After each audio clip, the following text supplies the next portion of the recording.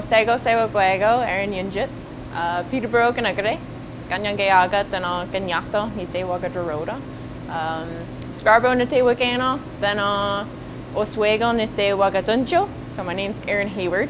I grew up in Scarborough, Ontario. My family is Mohawk or Ganyangayaga, Irish, British, and German. My part of the project is focusing on how wastewater inputs into rivers and streams, how it impacts aquatic organisms that are living downstream of where wastewater treatment facilities release their discharge.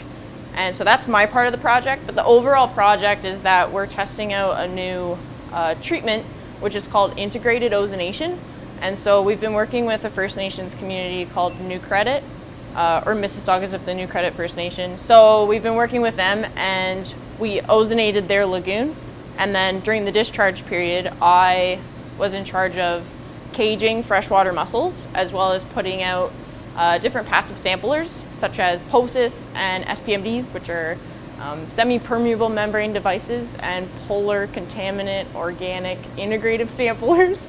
And then just monitoring the water chemistry and stuff like that, that's downstream. I'm really passionate about showing people that the way that Indigenous people look at the world is a science. And that the way that we do sciences and come to our answers at the very end, we're all aiming for the same goal.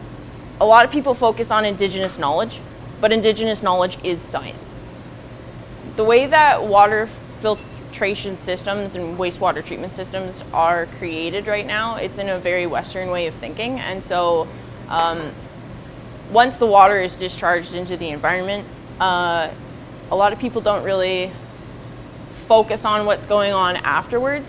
And so by looking at the way that wastewater is processed in a cyclical manner rather than just seeing it as a straight pathway, that in itself is an Indigenous way of thinking, right?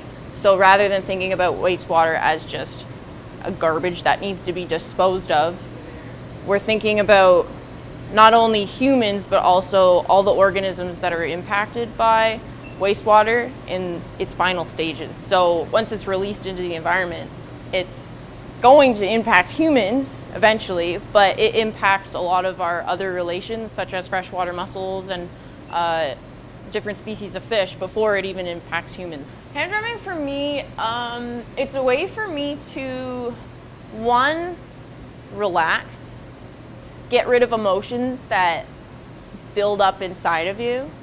So things like sadness or anger or anything like that, that you wouldn't normally have a place to just get rid of it in a healthy way. And it brings me a lot of joy and parts of my identity that as an Indigenous person, being a hand drum carrier, it's an honor, and it's something that takes a lot of practice and a lot of care. Like we treat our hand drums like they're a baby or like they're your grandma. And so in that responsibility of carrying hand drum, there's a lot that you learn about yourself. And so it's really helped shape my identity as a woman. I really love that Trent has kind of a space for everybody. So there's people of all different backgrounds. But when I first came to Trent, because I grew up in Scarborough, I actually had a pretty large cultural shock. And that was because I was from the most multicultural place in the world, right? And so when I first came here, I actually I had a hard time like feeling like I belonged here.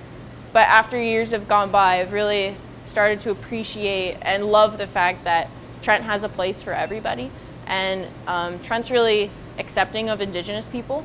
And so I really love that I was able to find the Trent University Native Association and just become a member and be able to be a part of all these amazing opportunities and programming that they have for Indigenous students, as well as non-Indigenous students. Like non-Indigenous students come to all of the programming that we have all the time.